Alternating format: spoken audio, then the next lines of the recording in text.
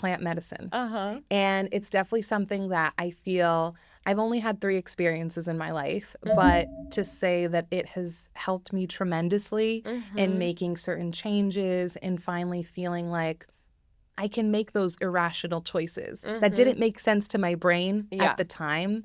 But after going through that experience on the subconscious level, I was like, oh, actually, no, this is the best decision for me. And how do you feel that's helped you in your journey and even others that you've worked with?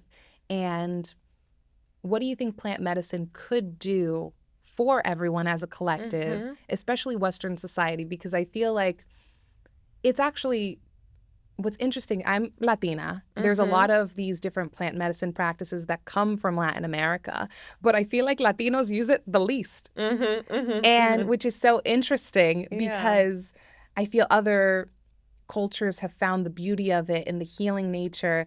And it's something that because I love connecting more to my ancestry, I'm like, oh, why aren't more people using this? Why aren't, especially in our communities? So because I want to, not that I'm necessarily a huge plant medicine advocate, but I want to open my community's eyes to the benefits. I've even talked to family members of mine who are from where ayahuasca is from. And I was like, oh, I was talking to some family members. Have you heard about it? We were talking about things.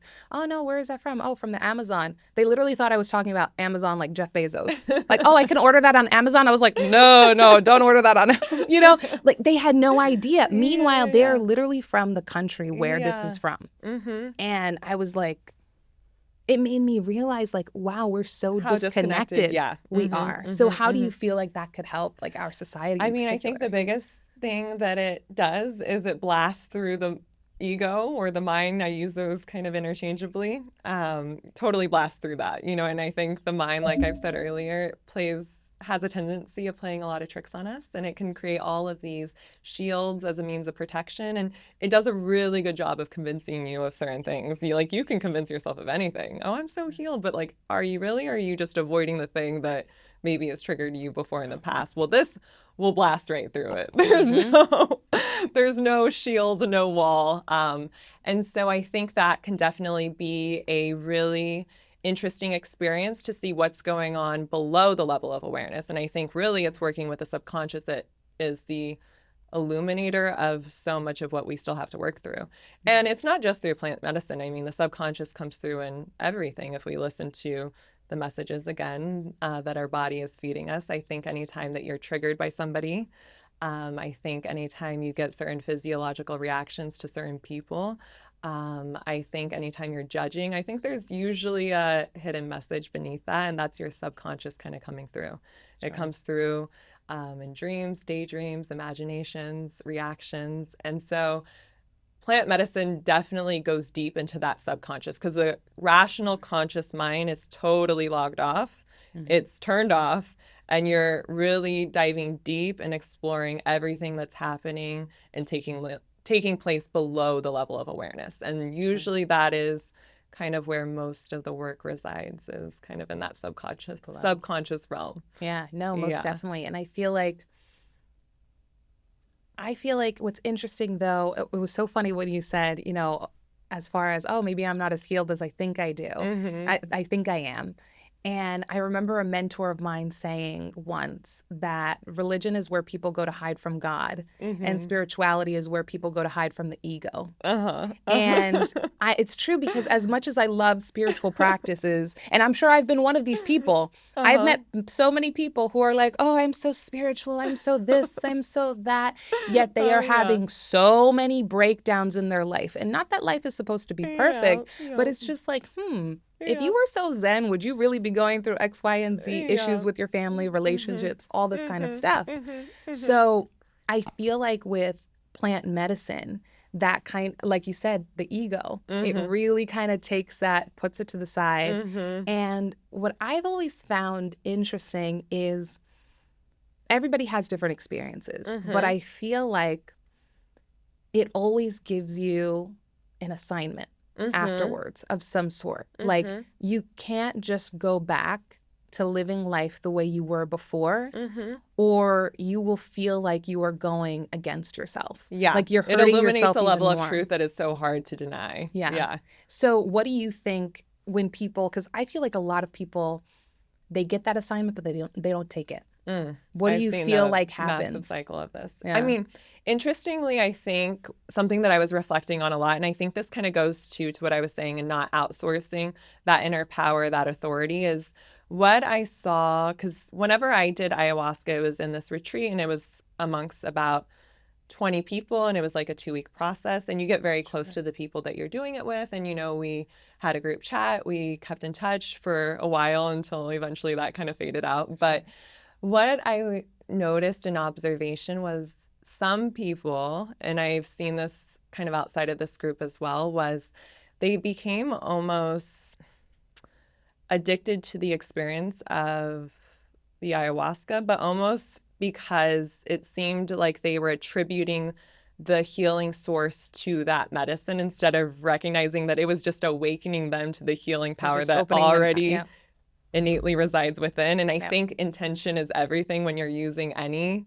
tool, any medicine, right? It's the intention that you go into it with.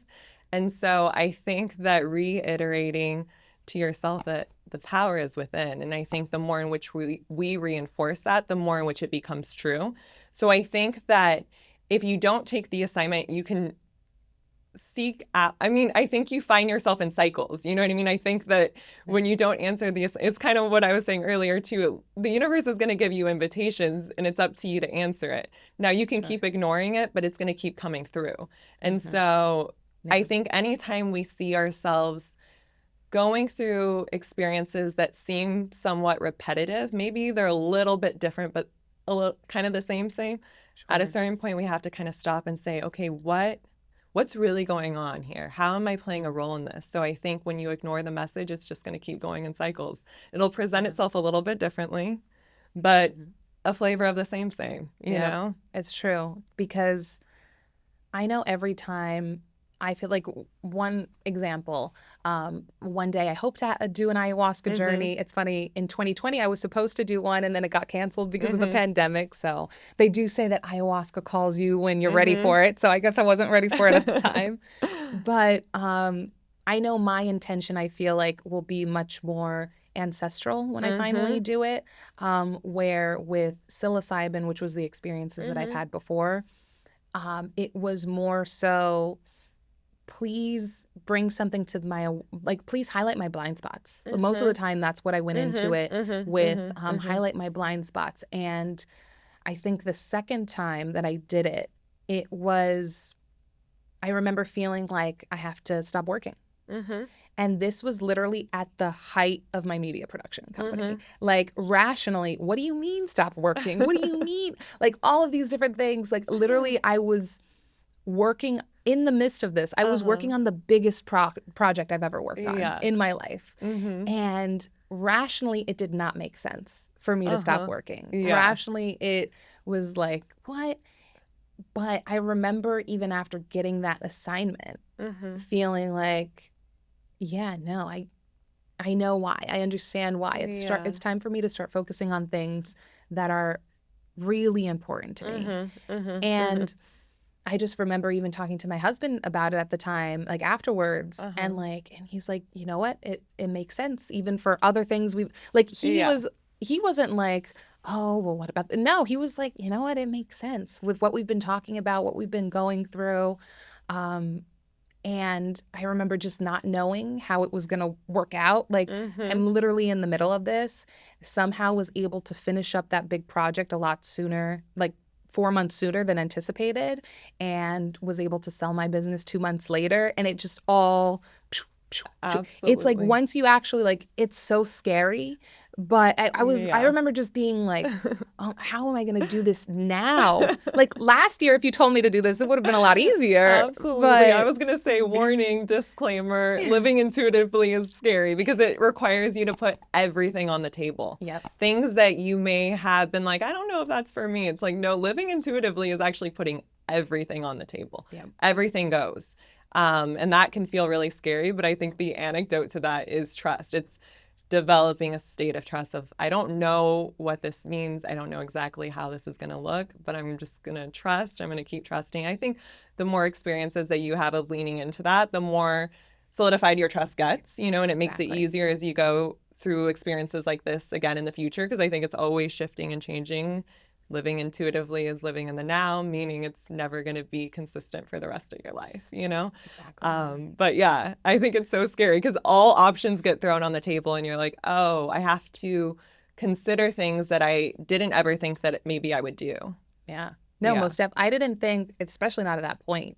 And I feel like, to your point earlier, when you were talking about the people who kept going back because they felt like it was the medicine that was healing them and not themselves. I feel like, just like you said, when you have those experiences of actually trusting it, then you trust your body and yourself more. Because I feel like that's why I've only had 3 experiences in my entire lifetime. I had different intentions each time. They were spread out. They weren't like one after the other.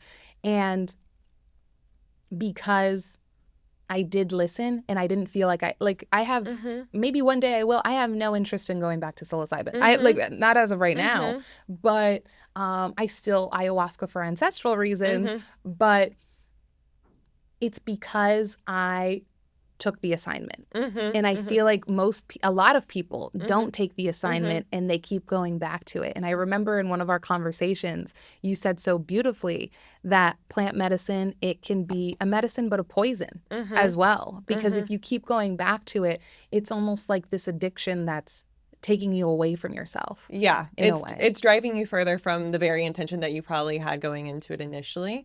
And I think that goes for like everything, you know, anything can become a poison. It's really all about the intention in which you use it with. But maybe that is kind of the cycle. I think maybe if you do it enough times and you don't get the feeling that you were hoping for, eventually that light bulb moment happens and you're like, whoa, wait, I think I have to go within. And, you know, ideally you're using these experiences as an aid in that process, because that's kind of how I view them. It's a powerful medicine. I think it's a beautiful medicine. I think honoring it and respecting it. But I think recognizing that it's to be used in tandem with the innate healing power that your body already has. It's awakening you to that and helping you tap into that maybe a bit more when maybe perhaps before it was lying dormant. You know, it's helping you to realize and see that you have that power. But that's the most important point. The power is within. It's not that that's giving you the healing power. It's awakening you to the fact that you already have it.